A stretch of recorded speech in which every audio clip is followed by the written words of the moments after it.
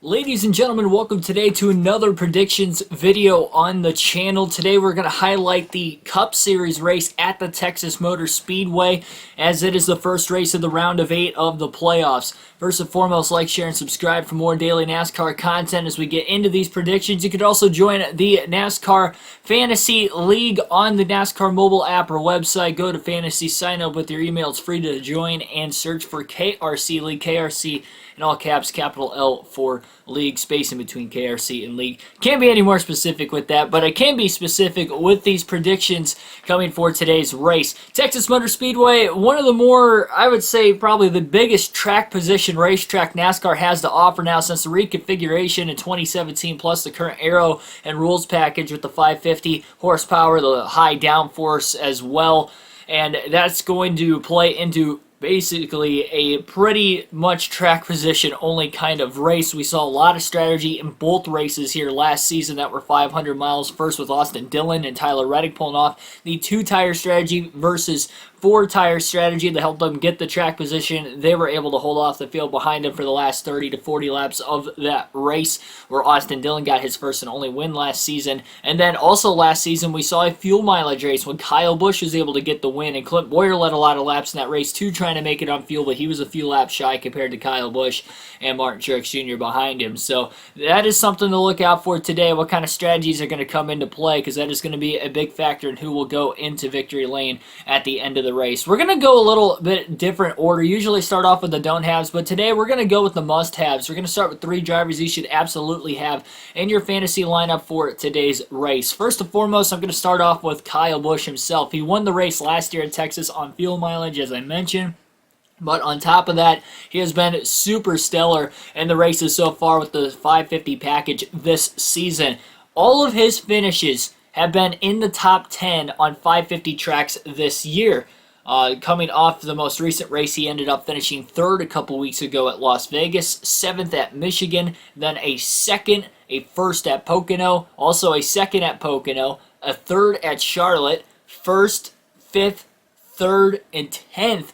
So 2 wins, but no finishes outside the top 10 on 550 racetracks this year. That's mile and a half, it's a 2-mile ovals. It's any track that has to do with this 550 rules package. It doesn't matter. The 18 team has been really fast. They've been very consistent. Average finish of 3.7 in those races, all 7 of them. So, or sorry, 7 of them on mile and a half. So then we got more than that. Let's see, 1, 2, 3, 4, 5, 6, 10 races, and 10 races of the 550 package so far this season. Been really good. That's part of why I do think Kyle Busch has a very good chance to make it to the Championship 4, because next week at Kansas is also a 550 track, and he won at Kansas earlier this season. So 2 tracks he's won with this package in the last calendar year.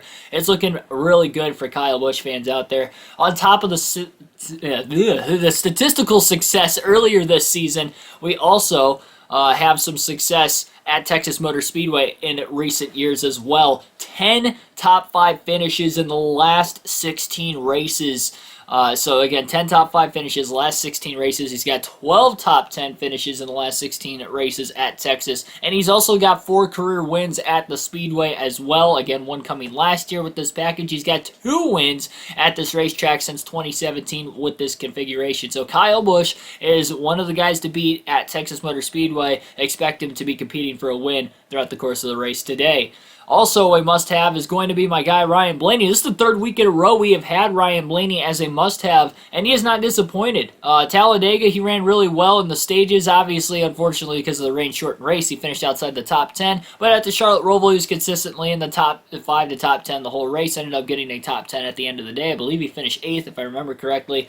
And I think Texas is one of the best mile and a halves, if not the best mile and a half for him on the circuit. He came very close to winning the summer race here last season, led 150 laps in that race, won the first 2 stages. Quinn Houff tried to pit for the 3rd lane, unfortunately, caused a caution while Blaney had already made his final pit stop, so the field wasn't able to cycle through. He had to take the wave around, restart at the back of the pack, and that late in a race definitely stunted the 12 team. I think they still rallied back to get a top 10. So very, very good things for Ryan Blaney at this track. That was last year. We'll go even beyond that. He's finished 8th or better in 6 of the last 7 races at Texas. There's only a few other drivers that I could state that for. That would be Kyle Busch being one of them, and then the other driver that I still have to mention Also, he has led a lot of laps at Texas. I know I mentioned that he led 150 laps last year on the first two stages, so you got that recency coming into this. Of course, it was a 500-mile race. All of them are 500-mile races at Texas. But on top of that race alone, he has led 403 laps in the last 8 races combined at Texas. That is a lot. So it's not like it was just last year he was leading laps. He has led at least 40 laps or more in 4 of those 8 races, and 3 of which have been in the last 5 races at Texas, not including the All-Star race, of course, with that being a points paying race. But if you did want to include the All-Star race, he finished 5th in the All-Star race this year. So again, Ryan Blaney, very good at Texas. I think he can be a threat to win today.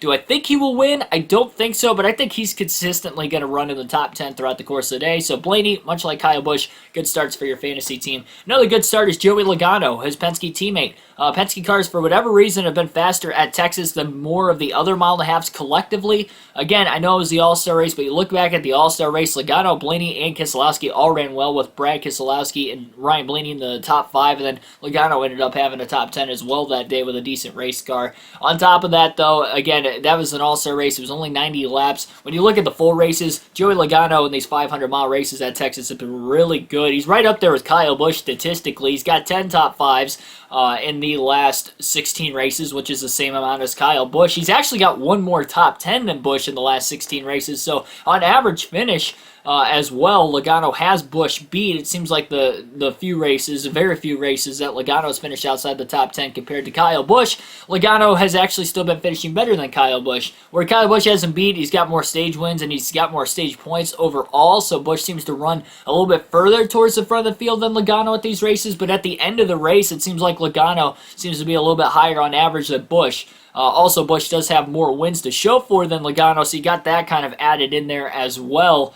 But again, Joey Logano is a very good start here. He's also got 1 win at the Speedway as well in his Penske racing form, I guess you would say. So Joey Logano, Ryan Blaney, Kyle Busch, they are must-haves. I think they all, at least at bare minimum, finish in the top 10 today and have a good solid run to start the round of 8 of the playoffs. The sleeper picks for today: 2 drivers that are not in the playoffs that I have making a top 10 finish at the end of the day. We're going to start off with Tyler Reddick. Reddick has 5 top 10s on the 7 mile-and-a-half races so far this season. He also finished 2nd, like I mentioned, at Texas last year to his teammate Austin Dillon in the regular season.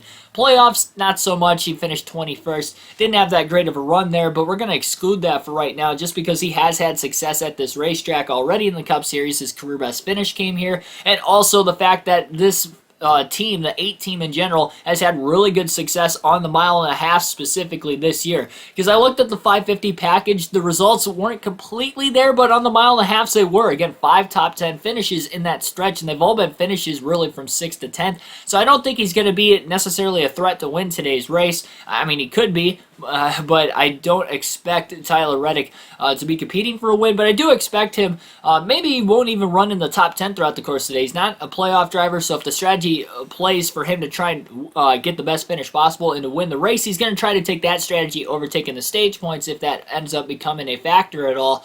So I do have Tyler Reddick at least getting a top 10 finish. I think he's a good garage pick for your guys' lineup today. Another driver who I have getting a top 10, this guy actually did qualify for the playoffs but has been eliminated, and that is Kurt Busch. Kurt Busch always seems to pop up on the sleeper picks a lot, and it's simply because of the equipment he's got more than the driver talent as a whole. Kurt Busch has been very consistent at Texas, kind of like what Tyler Reddick has been on the mile-and-a-halves this year. Kurt Busch has a very good database at Texas Motor Speedway. He's got 8 straight top 10 finishes. That's the longest of any current driver, and he's got 11 top 10s in the last 13 races at Texas. The only thing is, though, is with those top 10s, he's only got 2 top 5 finishes in that stretch of races. He is a one-time winner at Texas, though. That was back in the 2000s, so I don't like to necessarily factor that in. It's going a little bit too far back, plus it's not even the same configuration with that racetrack. It's not the same car. So a little bit different there. He does have 3 wins at Chip Ganassi Racing. They've all been on 550 racetracks, specifically on mile-and-a-half. So look out for Kurt Busch today.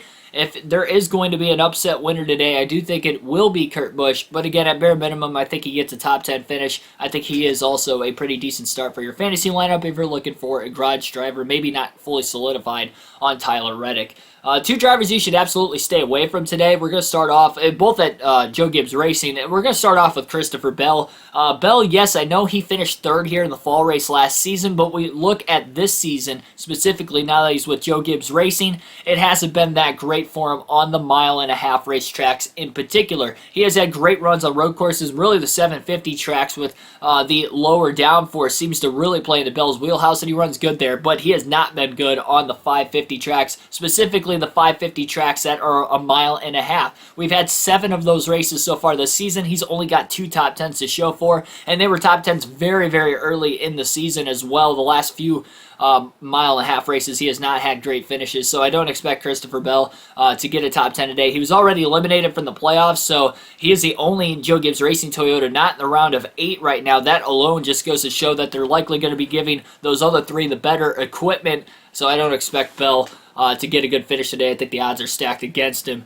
at Joe Gibbs Racing. But the other Joe Gibbs Racing car that I don't have him finishing in the top 10 at bare minimum at least, he may very well go on to score stage points, maybe even win a stage, but my bold prediction is that Denny Hamlin does not finish in the top 10 today. Out of all the races in the round of 8 of the playoffs, Denny Hamlin's worst track is right here at Texas. And I know what you're saying, Keegan. He just won here 2 years ago in 2019, and he's been super dominant this season with consistency. How can Denny Hamlin not finish in the top 10? Well, his stats beyond that win at Texas have been not so great, especially since the reconfiguration itself. Since 2017 with the reconfiguration, we have had 8 races at Texas, points-paying races that is, and all of them are on all of them with the 550, well, I should say with the 550 package or without the 550 package, all of them have been with this reconfiguration at Texas since 2017. In those 8 races, he's only got 3 top 10s. He's got a first, a third, and a 9th place finish. That 9th place finish was last season. I just don't see that necessarily happening with Denny Hamlin. I just, for whatever reason, those stats, and stats usually don't lie. Usually on my predictions, I maybe get 1 or 2 of them wrong. When I go through a list of 8 to 9 drivers, you're bound to get a couple wrong. And the one wrong could very well be Denny Hamlin. I am stepping outside of the box more than usual, but out of all the playoff drivers at Texas Motor Speedway since 2017 with their statistics, Denny Hamlin has the worst statistics of those 8 drivers. And I usually try to pick at least one playoff driver in the don't-haves since we get into the playoffs instead of just picking on guys like Bell who have been eliminated or did not make it at all. I went with Denny Hamlin. I do think he could definitely, he could go out there and win today's race, and I could be wrong, for sure. But as far as starting them in your fantasy lineup, I just don't think it's safe enough. I think you got better options out there. You have Kyle Larson who won there this year. You got the 3 drivers I just named that are absolute must-haves like Joey Logano, Ryan Blaney, Kyle Busch. I think they will definitely have good days today. I'm just not fully solidified with Denny Hamlin. If you're on the fence, especially this late in the playoff season in the fantasy league, I think that starting Denny Hamlin is a risk, especially if you only have like 1 or 2 starts with him. You can start him at Kansas next week. You can start him at Martinsville the week after, at Phoenix. Save him for those 3 races. Do not use Denny Hamlin today. I just don't think it's worth the risk more so than anything else. So that is pretty much it as far as that. Now my race win prediction. Now I didn't have this driver in the must-have list, although I think those other 3 drivers could definitely compete for a win today. I don't have them winning the race. I have Kyle Larson winning the race today. I don't have Larson as a must-have because his stats at Texas aren't that great, but he did win the All-Star race here this season, and let's just be fair, he's been the best driver throughout the course of the year. Not as consistent as Denny Hamlin, but because Denny Hamlin's stats at Texas are also not good, as well as the fact that Larson has been the one to actually win more races this season by far than Denny Hamlin, or really than any other driver in the field. He's got 7 wins, 8 if you count the All-Star race. He's just coming in off a win last week, which I thought was his best performance, or at least the most championship-like performance if a driver was going to win the championship. That was the solidifying race that goes to show that 5 team deserves a championship this year. So I think Kyle Larson goes on to win today. I don't think we're going to have any drama like we did last year with the number 1 seed missing the championship 4, because I think Larson will lock himself in at the end of this race. So far we've predicted 5 races correctly this season as far as the race win picks. Last year we had 9, so already mathematically we're not going to be able to get it done, unfortunately. This year we will not top last season. So it is what it is, but I'll take the L this season as far as the race win predictions go. It was definitely wild and chaotic at the beginning of the year, and I don't think I predicted a winner right until like the 9th race of the season or something like that. So definitely it was kind of rough on me there. If I did start off so slow when I hit that hot stretch in the middle of the summer, I think we would have been better off. But oh well. Kyle Larson's my win pick today. That's who I got my money on, and yeah, that's going to wrap it up. Like, share, subscribe for more daily NASCAR content. And we will have a post-race analysis video on the channel tomorrow that will be uploaded following this Texas race. We'll go through all the playoff scenarios following that, what the fall-off is going to be, and hopefully you guys enjoyed the race today. I will see you guys then. Also, we're having a live stream later on tonight after the Cup race, so no official start time yet because of that. We're looking at 7 p.m. Eastern Standard Time. If the race runs long for whatever reason, then we will not start it at 7. We'll start it closer to maybe 8 o'clock. But Chicagoland, and it will be NASCAR Chase for the Cup 05 Cup Series. So had a great race at Daytona last night. Wild race. Jeff Gordon got the win there. And we'll see what happens next following the Pepsi 400. I'll see you guys later.